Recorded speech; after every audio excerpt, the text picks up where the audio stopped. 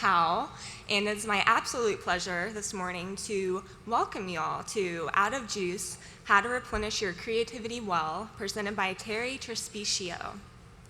Terri is a New York-based content and branding expert and the co-creator of Lights, Camera, Expert, which is a 4-week online course designed to help authors, experts, and entrepreneurs get media attention.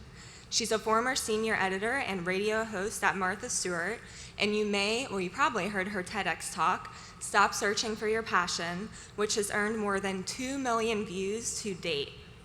And actually, Terri was rated the #1 speaker by those of you who attended How Design Live in 2015, and we're so grateful to have her back. And now please join me in welcoming Terri to the stage. Thank you.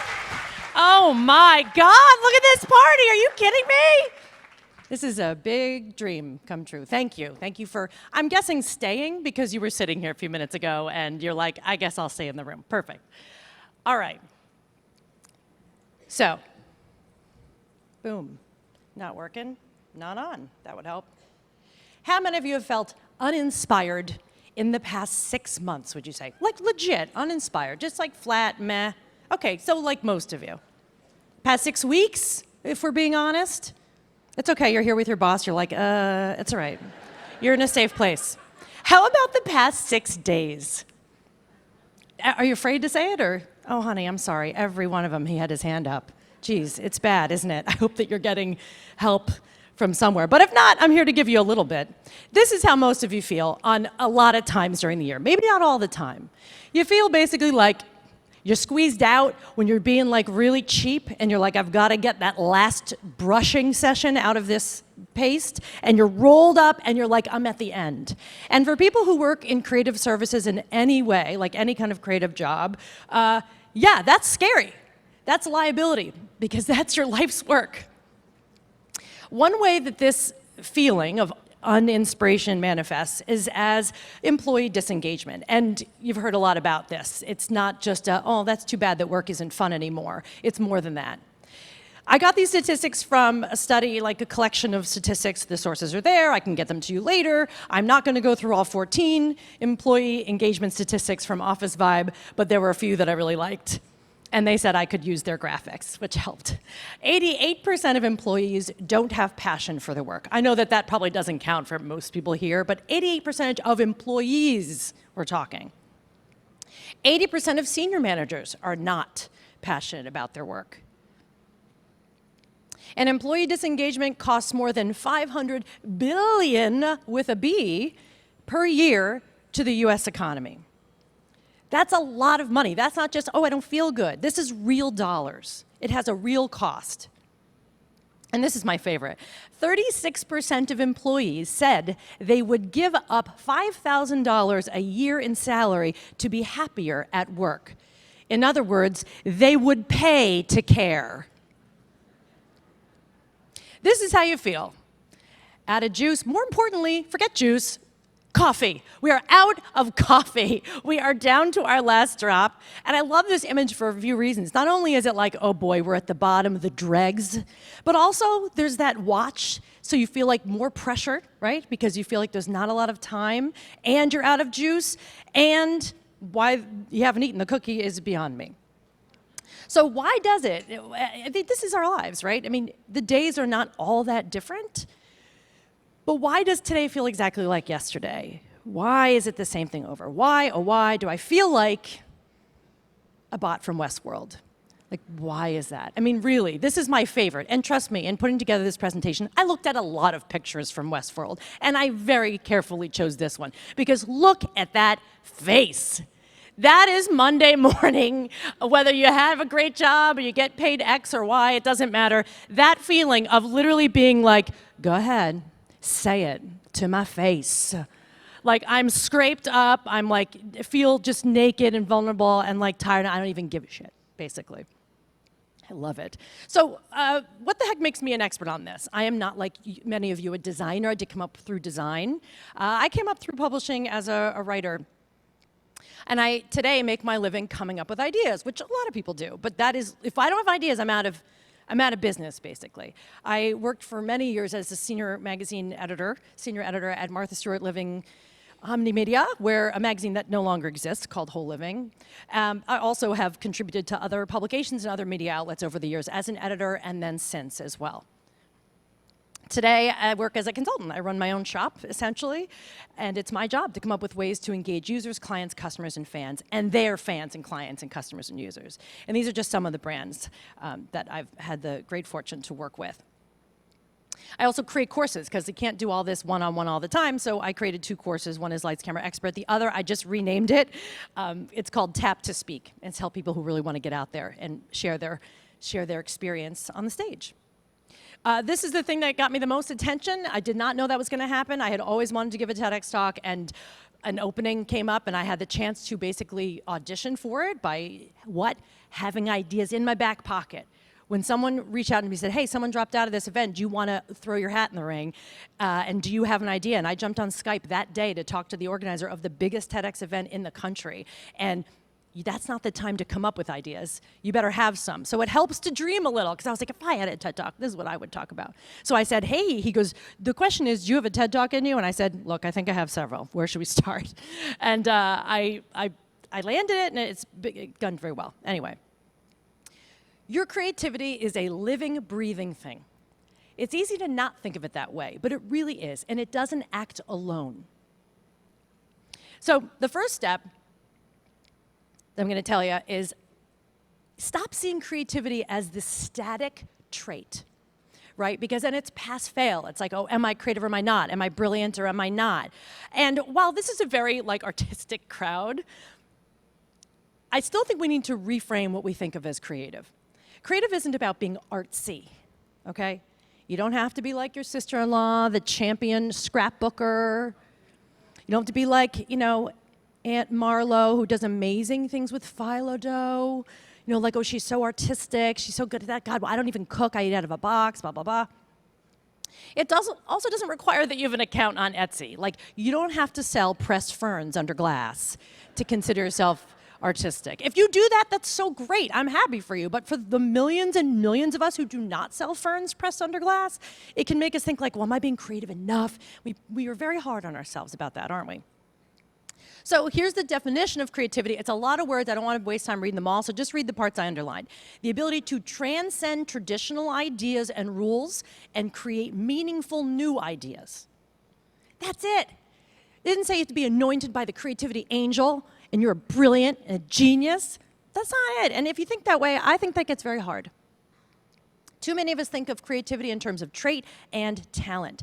And that implies that some of us have it, some of us don't, or that you can run out. You are not going to run out of creativity or ideas. You might think you do. You might be like, oh God, I think I'm out. I think that was my last squeeze out of the toothpaste tube. No. This guy has the craziest name. Mihaly Csikszentmihalyi, I'm sure have heard of him. He introduced the concept of flow. When you're in flow and you're time falls away, space falls away, you know how that is. This is the guy. The word flow is easier to say than this man's name. So out of total respect to him, a very esteemed psychologist, I'm going to call him by his first name because that's the one I can pronounce the best. It's Mihaly. And I was reading Mihaly's book called Creativity, and it's a huge tome, and I did not read the whole thing. But here's the part that I think really matters to us today. And it was kind of changed my mind about creativity. He said it's a system. Creativity does not happen inside people's heads, but in the interaction between a person's thoughts and a sociocultural context.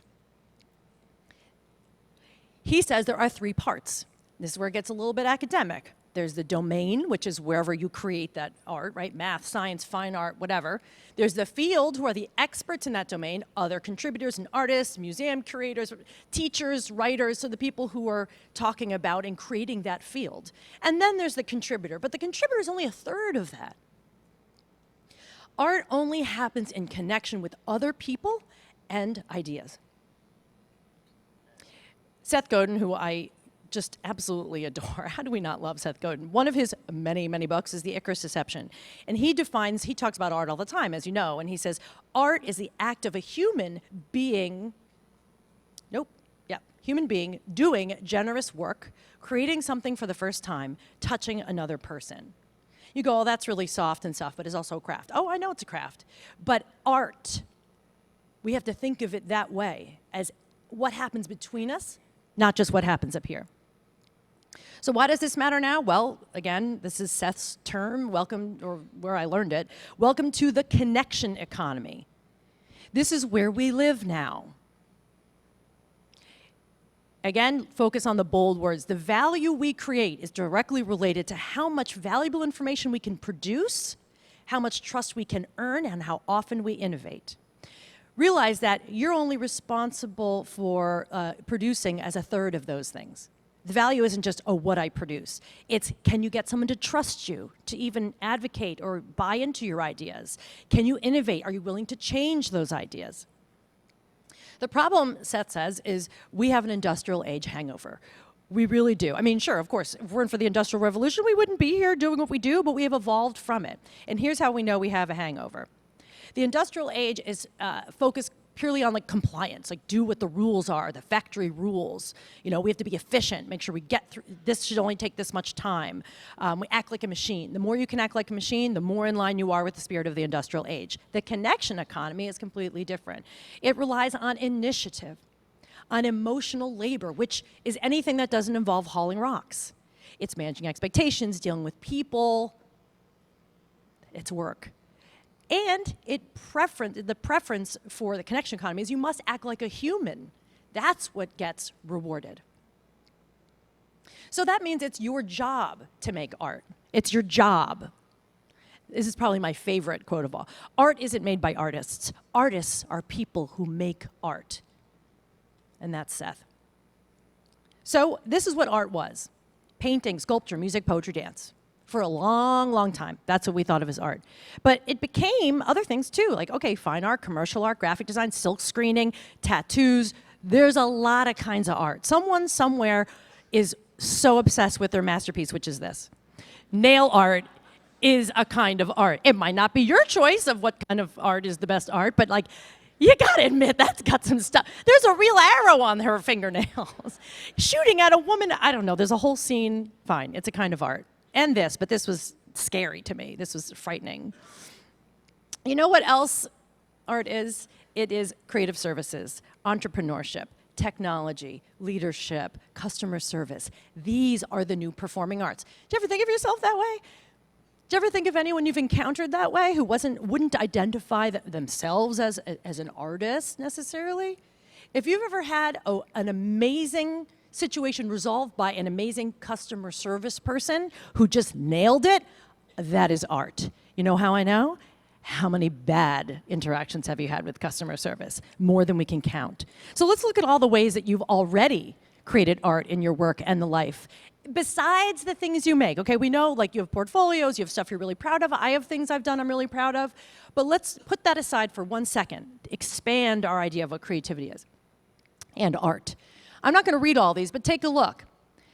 These are other ways you have created art in the world. Now I want to ask you, raise your hand if you think you've done one of those things.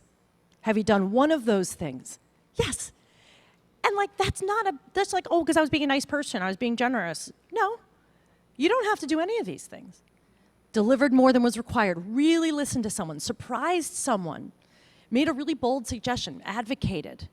These are bold things. That is not always expected, and when you do it, it matters. I do a lot of speaking on personal branding, and it's like, well, how do I make my brand bigger? It's like, how about you do something that other people will never forget, and that they would miss it if it were gone? So the reason I say this is not to be like, ooh, ushy-gushy about creativity. It's all just like, it's anything. Like, no, I want to expand your view of it so that you stop thinking that you're out of it when you're really not. Don't judge your creative capacity based on the one project or problem that you're stuck on. So if you're stuck on something now, you're like, oh, I can't come up with this thing. I guess I'm not as good as I thought, and you're judging yourself by that one thing. You judge yourself based on that one problem you're facing. That's like judging me and my capacity to love based on my last relationship. Please don't do that. Please. I mean, or you. I mean, the last fight you had. Everything that has to do with your ability isn't just about that one thing. Now, the problem is with the work that you all do, there are risks involved, as I said, and this is a hard-hat area. And the part of the problem that you feel burned out is because you have not heeded that warning, and probably your body's been sending you messages for a while. These are some of the risks that come with the kind of work that we all do. That is basically knowledge work, right? And for not hauling rocks kind of work. Burnout, distraction, depression, fatigue. How many of you have never experienced any of those things? This is your moment to brag and have everyone hate on you. Don't you want that moment? Of course, you've had something of this, right? Some moments of despair and burnout. Of course. These are risks, and don't you think they take a toll on your ability to produce great work consistently, which is what you want, right? So step 2 is to care for the creative vessel. That's you. You're crazy if you think that you can do this without caring for it. Sleep. Okay, you're garbage without it. Please. And if you think you're not, ask the person who has to spend time with you when you haven't slept. You are garbage, and we can't stand you. Oh no, I'm really creative when I only have 5 hours of sleep. Maybe the first day because you're delirious and you're less inhibited, and you say crazy things, and you were creative and you hurt everyone's feelings, maybe. But after a while, that is not sustainable. Look, I guard my sleep like a jealous lover. You are not taking sleep away from me. If there were an Olympics for napping, I would have a very good shot at the gold, representing our country very proudly. I sleep when I need it, and I sleep enough, and that is the only way I'm able to stay on top. So this whole culture is shifting around that, by the way. The New York Times did a story about sleep being the new status symbol. It matters. So come on, get over yourself. You need sleep. I'm not going to lecture you about diet, but I'm going to tell you that this is a great tip. Don't eat crap that makes you hate yourself. Because you're like, oh, I'm so busy, I don't have time. You have time to make a better choice. And I say this because I'm a pain in the ass at restaurants. Like, I am a pain. I'm like gluten-free, all this stuff. Not because I'm trying to be, someone was like, oh, do you have celiac? Or do you just like to be healthy? I was like, listen, don't start a fight with me about this. No, I don't have celiac, but like, you don't want to be around me when I have had gluten. Like, it's not pretty. That's me. That might not be you. But I'm pretty sure you know when you eat things that make you feel horrible, and yet why are you still eating them? Do you ever look at what you eat every day? You get up and you're like, I have a muffin and a coffee, and then I'm shaky and weak, and I hate myself. Okay, well, rethink it. So my advice is literally pay attention. You're like, I had a whole pizza because I don't have time to cook. There's lots of things you can do to eat. You're grown up, figure it out. Take habits seriously. Again, this is like food too, but your habits are like everything. Thank God for habits. You want to learn how to buckle your shoe anew every day? I don't. Thank God. They allow us to go on autopilot for the things we need. They're also very protective for us when we're developing creative work, because the less things you have to think about, right? But have you taken a look at what you do every day, and if that's actually hurting you or helping you? Just because you do it doesn't make it a good thing. This book has been out for years, and I was like, oh, I got to read that book. I finally got around to reading it, and by the way, don't worry about writing these books down. I'm going to tell you at the end, I'm going to send you, whoever wants it, a list of all the books that I read and used in this presentation, as well as the slides, as well as an ebook that captures everything I'm talking about. So don't worry, just listen for now. Twyla Tharp's book, The Creative Habit. So good, so good. I mean, I never really thought I could relate to her. I just thought, oh, I don't know, this book's gonna be about dance and the modern dance. I don't get it. Oh, she's freaking brilliant. This stood out to me. The routine is as much a part of the creative process as the lightning bolt of inspiration, maybe more. Every morning, Twyla Tharp, God bless her, rolls out of bed and hails a cab from the Upper West Side in New York City. That is where I live, and now that I know that, I am going to just trail the streets until I find Twyla Tharp hailing a cab, because I need to see this happening. She says she's done it for I don't even know how many years and years. Her next thing is she goes and does a 2-hour workout. She's a dancer. She has to stay in great shape, right, to do her work, to create. That's her vessel. She doesn't want to do that. Do you want to get up and go to a 2-hour workout? No, she says, all I have to do is hail the cab. If I get up, I get out the door and I hail the cab. The rest takes care of itself. She set up her habits to support her creative habits. Have you? I'm not leaving my house before 10. That's just the rule. The place to start, if you're like, oh great, Terri, you sound so great, I'm gonna change my whole life. No, don't change your whole life. Start with your morning. Changing my mornings has changed my life because I never thought of myself as a morning person at all. Now, here's the thing I suggest. This is the richest part of your day. Their Workfront, one of our sponsors, has a report they do every year called The State of Work, I believe it's called. And in it, I was reading it, And it said something like, it's over 30%, it's almost 40%. I think maybe 38% of people feel they are most productive in the mornings. What are we doing with this time? You've got to get up even a little earlier or change what you normally do in the morning so that you get some of your hardest work done first thing in the morning. I have those first 3 hours, I don't book anything because I want to get a bunch of stuff done, and then the rest of the day, when it goes away from you and gets away from you, as it does, you will know you had that time, something was done that of value. Here's your brain in the morning. This is your brain. It's like newly fallen snow. Overnight, it was just snow, and it's beautiful, it's all quiet. And you wake up, and what do? You're like, hey, Morning Joe. Hey, Matt Lauer, why don't you trample all over my snow? And why don't you bring the Viagra commercial with you and a bunch of car ads? Like, why would you do that to this beautiful field of snow?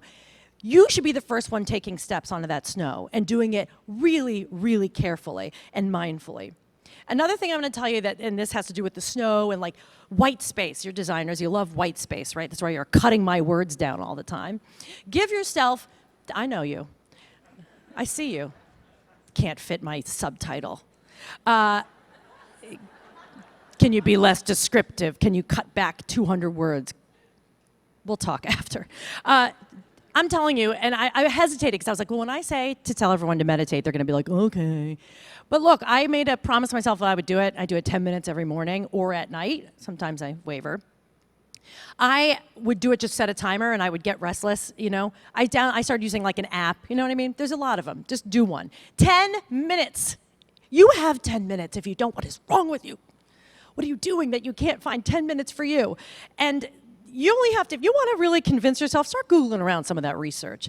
I didn't include any of it here because I was like, we could go on all day about that. But when you sit quietly, really calmly, and you say, but I could be doing other work, that's what I say to myself too, because I did meditation for like 2 months and I stopped for a month and everything went to shit. I turned into a horrible person, so I went back to it. I think of it as going underwater and swimming and going all the way down to the bottom of the ocean, just touching the ground down there and staying there for a few minutes, coming back up. If you can get down to the ground, to the calmest, quietest version of yourself, that is where your creative stuff comes from. But if you don't allow that white space, it's not happening. Step 3 is look your fear in the face. You're going places, but your fear isn't. Where you're going, it looks like it's in a submarine or an airplane. I'm not sure. But this picture looked scary to me for some reason. The truth is we all have fear. Stephen Pressfield, I'm sure many of you have read The War of Art and other stuff he's written. He calls it the resistance. Forms of resistance are thus procrastination, drugs, Netflix, the internet, shopping, sex, chores, reason. Reason's the most powerful form of resistance. Oh, well, I can't do that now because I have this other stuff. I have other stuff, and I have to watch Netflix. Please, I love Netflix. It's fine. But realize that the work you know you want to do and must do, that you're drawn toward doing, and you find reasons not to do it, that's not like if someone goes, well, Jack, you're obviously afraid of the work. They'll be like, no, I'm not afraid. I just have other things. It's resistance. And if you let it rule you, you will not get the work done you want to get. There's nothing like one of these conferences to wake you the F up to what other people are doing. You're like, Jesus, that guy found his way into the New Yorker magazine. Like, what have I done? That man designed this. What have I done? It can be one of those, what am I doing moments? And I know that. We all feel it. So check your resistance. The people who are achieving a lot, they have the same fears. They just don't let them rule their life. You're thinking, what if I'm terrible? I'll mess up. I'm not enough. I'll never be who I want to be. I'm a fake. I know. I have the same feelings. There's nothing you can tell me I'm not afraid of too. We have to push.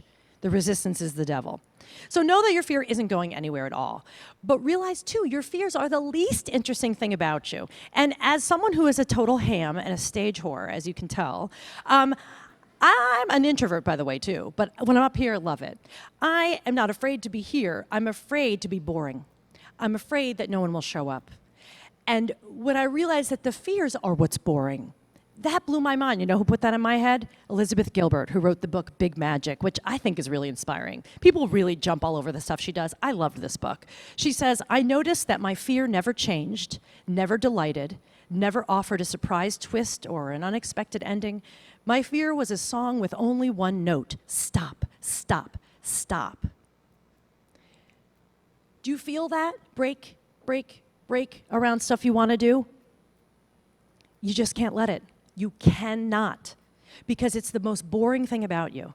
And none of us wants to be boring. So then whenever I hear my boring pain in the neck voice kicking up and saying, well, you know what, I say, okay, I hear, yep, I ignore it. But don't confuse fear with discomfort. You know what discomfort feels like. And as our friend Twyla says, our ability to grow is directly proportional to an ability to entertain the uncomfortable. No one likes to be uncomfortable. That's why we hang out in the comfort zone. But once in a while, you've got to go there. So what Elizabeth Gilbert says is, she doesn't say, well, I'm fearless. I don't trust anyone who says they're fearless. That is crazy. It means you're not human. We all have fear. What Elizabeth Gilbert says is, the fear goes in the back seat. I hear you. I hear you. You can keep talking. We hear you, but we're not listening. And you don't get a say on where we're going, and you don't get your hand on the wheel. So you're allowed to feel it. You just can't let it drive. Step 4, this also comes from Twyla. Sorry, I was on a Twyla binge. The woman's genius. What am I going to do? Do some scratching. Scratching, this is when you're feeling like I'm out of ideas, I don't know what to do. It's digging and noodling and sniffing around for little ideas, something to help you start. She talks about it as a foothold, a toehold. Scratching around. That's the fun part of the creative process. Without the little ideas, there are no big ideas. So what does it look like? Looks like that. Scratching. Just some scratching. Eavesdropping, poking around, sketching, shopping, reading, watching, wondering, wandering around. That is scratching, please. Is there anything more sweet than a sloth's face? It is the sweetest face. I can't stand it. So find things to scratch around about. That's the fun part, but it can get you like a little idea, and that's where it comes from. That's how you know you're not out. The 5th step is to look at the problem or creative project or whatever you're doing, look at it sideways. Whenever I'm generating ideas with maybe a client in person or over, did I lose my sound? There you go. When we're doing a call and we're trying to come up with ideas, people go, I want you to write the tagline. I said, yes, we're going to write the tagline, but we cannot come at that tagline straight and cold out of the gate. I happen to love doing taglines, but I say, we don't go, okay, is it this? Because then they try to make the perfect thing. I said, nope, we're not even talking about that. And I start talking to them about their life, and I start, what do you believe? I distract them. I get them to look over here, and just when we get so deep into it, I go, there it is.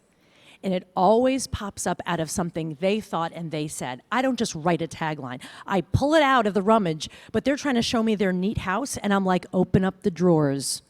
Open them up and dump them out. Like, oh, but it's... Once they open those drawers, I'm like, yeah, then I'm digging around. I say, okay, this is where your stuff is. So when people come to me and they're like, I don't know who I am, I don't know what I'm trying to say, I was like, you do have it, you just don't have the eye for it, right? You don't know that it's there. You have to look sideways. It's like being at a planetarium, or, I don't know, looking at the actual night sky, I realized after. Either works. I think probably more of us have access to a sky. It's certainly cheaper. But when you're at the planetarium, and you look at the stars disappear. I don't know what that is. I don't have an explanation for it. It's annoying is what it is, because when I want to see something, you can't see it. So what do? You look off to the side and the stars appear. Look off to the side and the stars appear. Stop bearing down on your ideas. Like, come on, I need you, brilliance. Like, that's so hard. No one can do that. So I tell people to generate really fast and loose. Really fast and loose. I do like a whip. I'm sure you've done these, a whip. I was working on with a woman on her website. She's a sports bra expert, not kidding. She holds the only master's in lingerie in the country, and she is a sports bra innovator. And I said, what do you think of when you think of, let's just say, bra? And we said, go around the room. There's just a few of us. And they'd be like, support and comfort. I said, nope, boobs. Duh.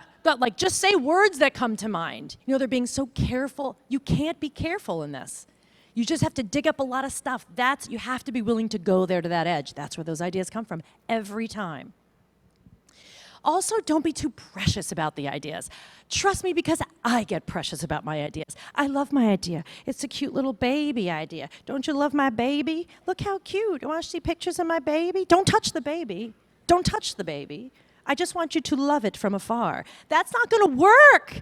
If you see your ideas, if you think of them as glass, this perfect stemware, you're done. Because what you're saying is they're brittle and they're breakable, and be careful with that, that's my good china. Please, you can't work like that. You want to work like that? Go go blow glass somewhere by yourself. I mean, that's all I can tell you. Speaking of blowing glass, I actually think it is a great metaphor because you do want to be in the glass blowing stage with ideas. How do you blow glass? It has to be so hot and molten that it can take any shape. And that's what you've got to do when you're brainstorming with people or even on your own. You keep it real hot and loose and just like, yeah, let's just, figure it out. Don't let it get brittle. Oh, this is one of my favorites. Do a mashup. Use it all. Don't just draw on your Masters of Fine Arts. Don't just draw on what your other mentor in your same business tells you. That's great, but you've got to draw. You were people before you were graphic designers or creatives. You were people with hobbies and lives, and you did other stuff. Maybe you've had other careers. I don't know for the life of me why people ditch that stuff, because I work with a lot of people who are rebranding or changing careers, and they're like, oh, well, I did that before. I'm like, okay, but that's you. You want to know what makes you different? That. This is not something I made up. This is how creativity works. You take one thing, you take another, and you smush them together. This is it. And that is the extent of my graphic ability. So you can see I need help. I am at a design conference, and that is the best way that I could come up with to show you. Case in point. One man I'm helping, he's trying to find the nugget of his TEDx talk. I coach people to do that, right? And he owns a gym and a huge swimming pool, and he teaches swimming mainly to older adults. Not teaching swimming so much as exercise in the pool, because it's easier on the joints, it's more comfortable on them. I know him because my mother goes to that pool, and that's where she gets her exercise.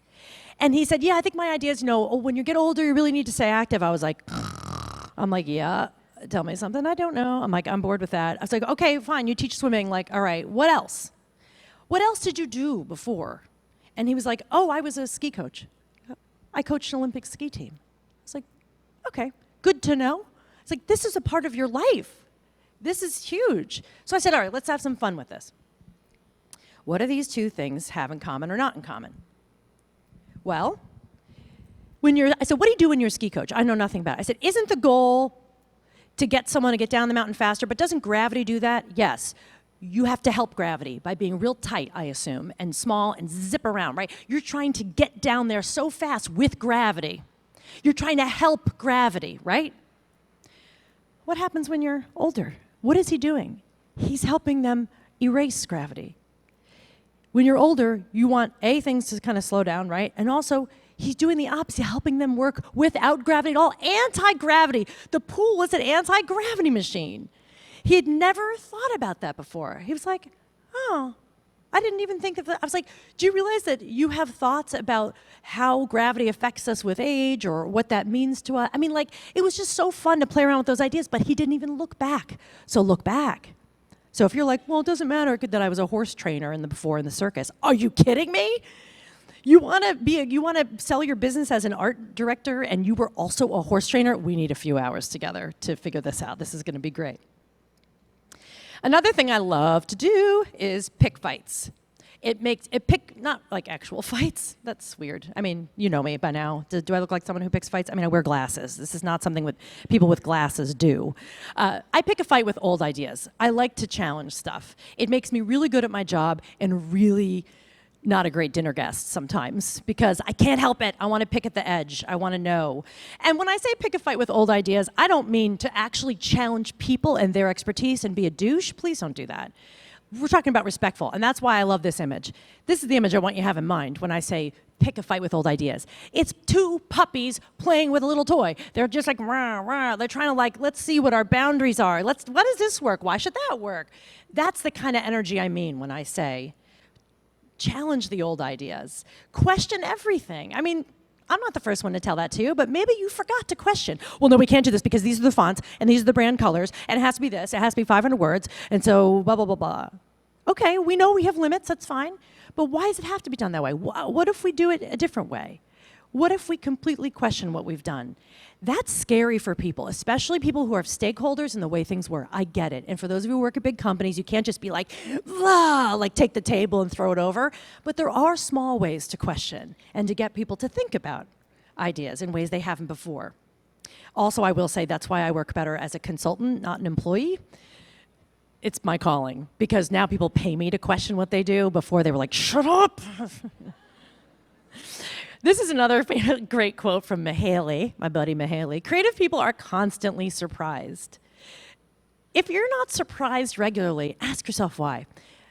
Look, I live in New York City. I know cynicism and I know irony, and I enjoy both. But if you're too much of either of those things, you stop letting yourself be like this kid. And the surprise is where the wonder, when you discover something as you're working on it, that's when you know it's good. You're like, oh, you're so excited that there was something else there. The goose laid another golden egg. You are all geese. And you can keep laying the golden egg. You can. But you have to pay a little homage to the kind of surprise discovery gods by not being like, yeah, well, I'll see another one. Like that tone of like, that's not a tone that invites surprise and wonder at all. And you need to be excited about it in order to make it happen. Another thing I like to do, and maybe you've done this too, is to zoom in, zoom out. I'm bored at this mid-frame thing. I'm like bored with it. So when I can't figure out a thing, I'll go really way into it granular, or I'll like zoom out really far and be like, why does this really matter at all? But then what are the details? I toggle back and forth from zoom out to zoom in, zoom out, zoom in.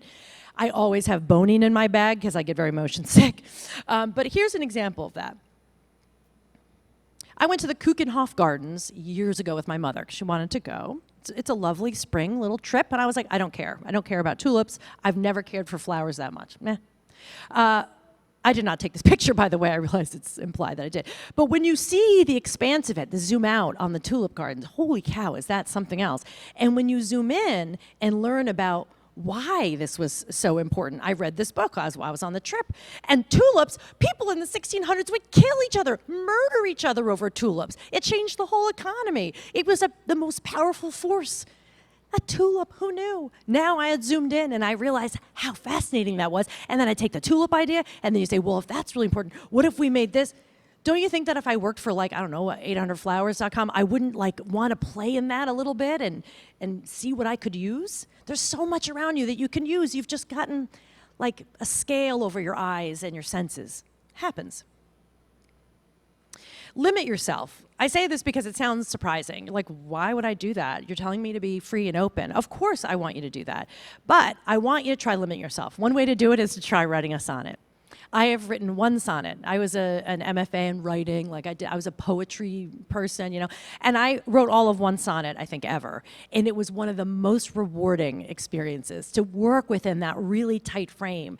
And I did one sonnet, and it was published in like the little magazine at Emerson. I was really proud of that, you know. And there was a girl in that same forms class who said, I have to drop this class. And I said, why? And she's like, I just can't like be creative. Like I'm so restricted in these forms. I was like, Shakespeare seemed to be okay with it. And I know to this day that whoever that girl was, I barely remember her, that she is not working in any kind of art-related stuff. Because if you can't deal with a form, good luck working with an editor. Good luck. So, the other question asked, to keep it tight and limited so that you can really have to create something, is what can you ship and when? Keep it focused, concrete, doable, and real. And as Seth says, if it doesn't ship, it's not art. Art is where what you create collides with the marketplace. If you don't get it out there, it doesn't count. He did an amazing little guide that I went to one of his events, and I took like 2 of them. You can get them online. I'm going to also send that to you.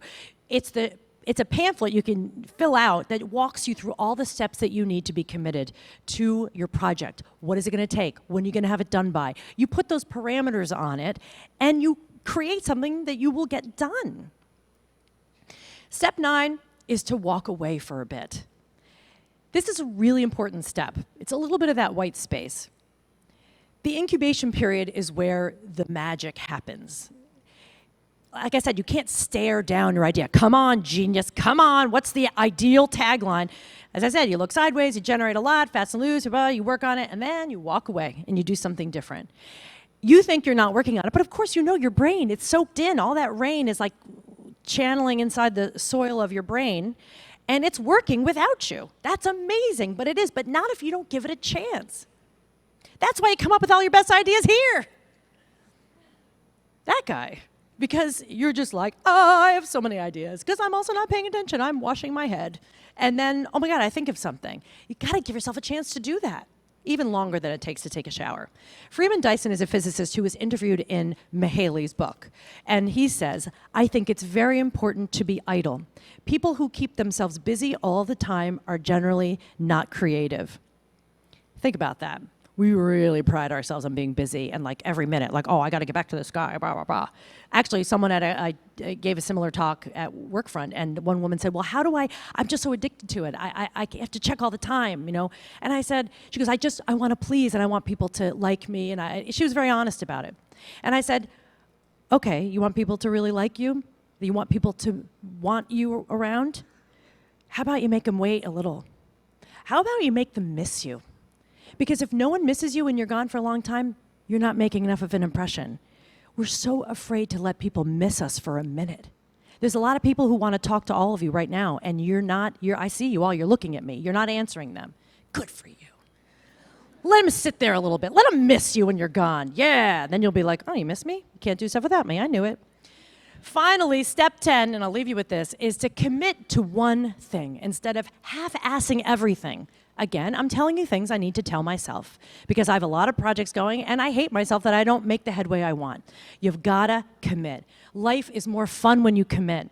In fact, I went to my nephew's talent show. He's 10. He had never been on stage before, and a lot of these kids had never been on stage before. And as you can imagine, it was 2 hours of lip syncing to the same 5 songs. Little girls on stage, a lot of them with the whole group, with the costume, whatever, and here's what their dance looked like. They had to make sure they were doing the same step, and because they were so caught up in that, they weren't really lip syncing. They were, not at all. Like they weren't really doing it. And the kids who were like, oh, screw it, like they just went all out and sang it. Oh, the crowd, you could feel them being loved. Everyone else was like, oh, that's sweet with the other stuff. But as soon as they committed, so to close, I'm going to show you what real commitment looks like.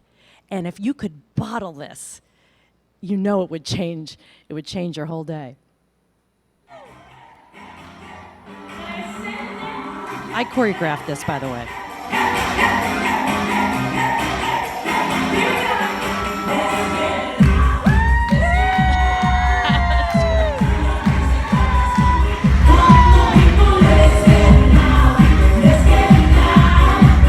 He had never been on stage ever.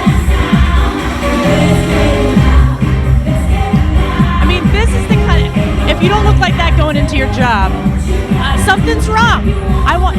Please, I made this up. I know it. I could do it. Please, I know it. He took some creative liberty, but, we got it. Your assignment is, oh, I love this, the walk, yes. Really move it. I want you to walk into your next meeting like this, like, let's get loud, all right? Let's do it.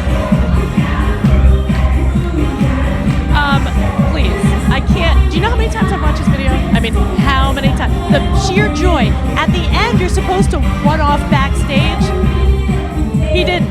He ran off. He was supposed to run back to the curtain. He ran down in the middle and ran over to my mother, like his grandmother, and was like hugging her and was like, yeah, like he was so excited because he knew he wanted to do it. He actually wasn't concerned with being perfect at all.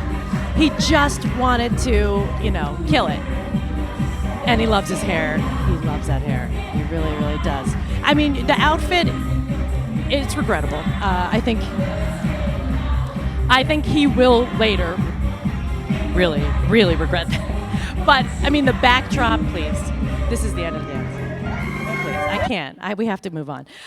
This is what commitment looks like. Please, did you notice the shoes? Yeah, oh, stop. My hope for you, this is how I felt after. I really do hope that you give yourselves a little bit of a break and allow this creativity to happen and well up. You don't fill the well, so it's a little bit of a misnomer there. You don't fill it. You must allow it to fill, and you must have faith that it will. And that means taking care of yourselves and taking care of the work you do and taking care of the people you do work with. I think that's critical.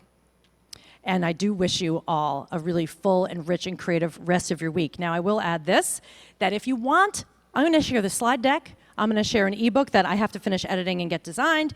It's an ebook that's like 20 some pages that has all of this stuff in it, and also a list of the books that I really recommend that are going to just get you so juiced up you won't finish them. You'll start reading it, and then you'll be like, I gotta just go do some work right now. Those are the best books, and I have them all linked and ready. So if you want that, just text How Live, one word. Don't let your phone correct it. Text How Live to 44222. And this is the most important part. If you don't confirm the email, you'll never get it. And this happened last time. A lot of people did this, and then they're like, well, she didn't even follow up on it. I did, but if you don't confirm it, check your spam. If you don't confirm it, you won't get anything from me. And I would love nothing more than to stay in touch with you. Thank you guys so, so much.